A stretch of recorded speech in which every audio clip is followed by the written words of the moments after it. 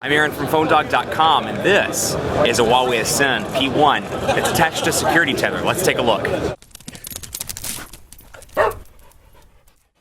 So here's the Huawei Ascend P1. This is one of many devices that they're showing off at CTI in New Orleans. And you know, it's one of those devices packing ice cream sandwich, stock ice cream sandwich at that, and it's a spec-heavy device. It's got a 1.5 gigahertz dual-core processor, a 4.3-inch Super AMOLED display. It's very thin, very light. Unfortunately, you know, we're not seeing this just yet on any carrier in the United States, but this is kind of proof that Huawei can make a high-end device. And this is something, you know, I'd hope to see at some point on some of the carriers in the U.S., you know, at a nice subsidized contract price. I mean, this could easily reach $99.99 or $199.99 if priced properly, but it's got a 7.68 millimeters thick, so very, very thin device. On the back, it has the camera, 8-megapixel camera with full HD, 1080p HD video recording, a front-facing camera as well, Dolby Digital plus 5.1 surround sound, and it's really a nice device. It feels good in the hand. Now, granted, the security thing's on the back, so I'm having kind of a hard time getting a real feel of how it fits in the hand, but you can see stock ice cream sandwich here, the Huawei logo up top along with the front-facing camera, and then out of the box, of course, all this stuff's subject to change depending on where it goes and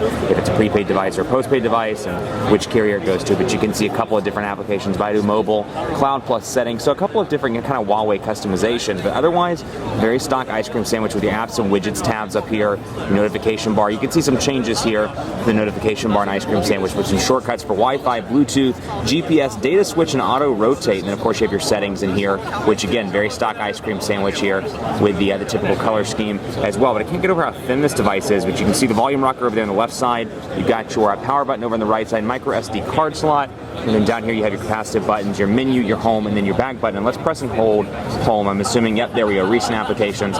You can access those by pressing and holding the home button. So really a nice option from Huawei. Feels good in the hand, and so far so good in terms of speed. No real lag that I can see in my my quick hands-on time with it.